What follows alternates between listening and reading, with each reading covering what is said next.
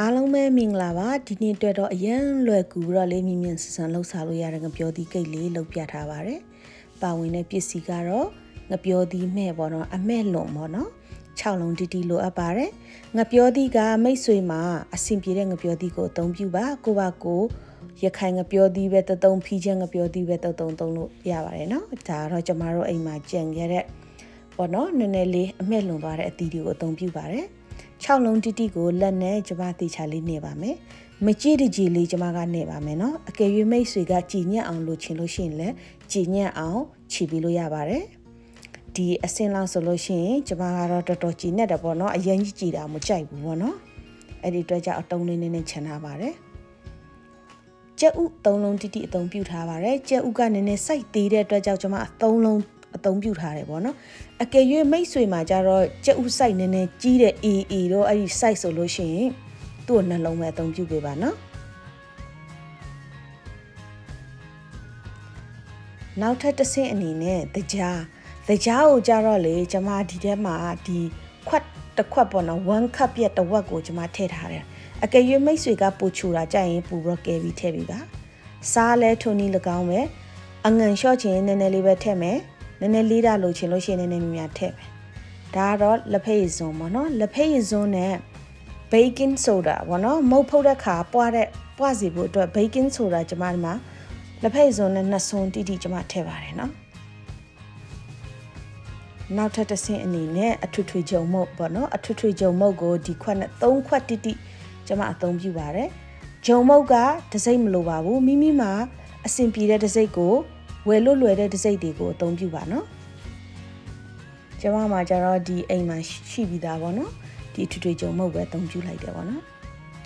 နောက်တစ်ဆင့်အနေနဲ့ထောပတ်စီတို့မဟုတ်ဒီချက်စားတဲ့ပေါ့ရိုးစီပဲအသုံးပြုလို့ရပါတယ်ဒါကို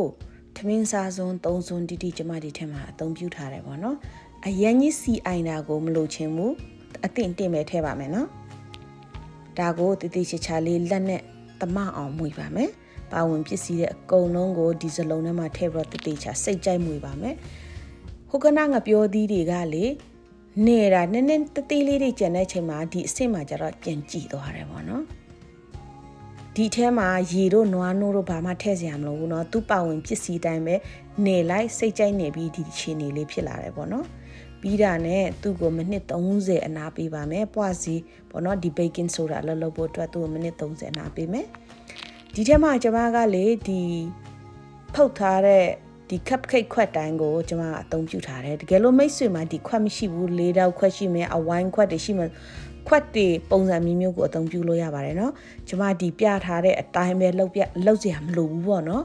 ဒီထဲမှာကျမကတော့ရှိတဲ့ဟာအဆင်ပြေတဲ့ဟာကလေးတွေစားရလွယ်တဲ့ပုံစံလေးအတိုင်းကျမဒီ cupcake ကိုအသုံးပြုထားတယ်ပေါ့เนาะ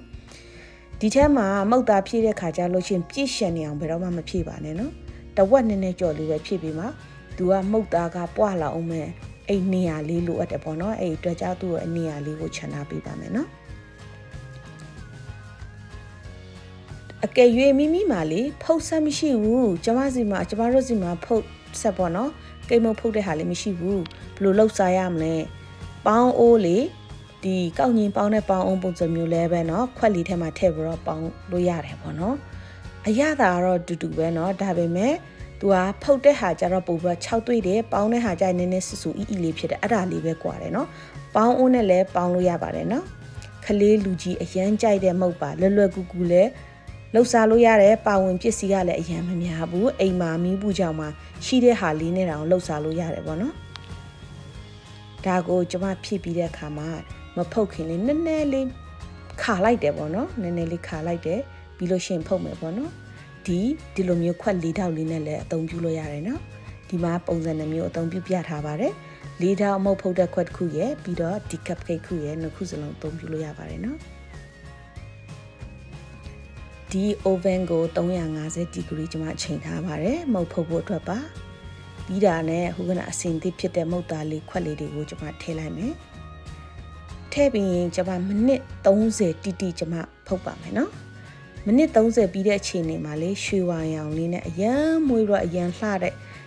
ဒီငပြောသီးကိတ်လေးရပါပြီเนาะအရန်လဲစားလို့ကောင်းတယ်ခလေးလူကြီးအကုန်ကြိုက်တယ်ပေါ့နော်နောက်ထပ်ဗီဒီယိုမှာပြန်တွေ့ပါမယ် ကြည့်ရှုပေးတဲ့အတွက်အားလုံးကိုကျေးဇူးတင်ပါတယ်နော်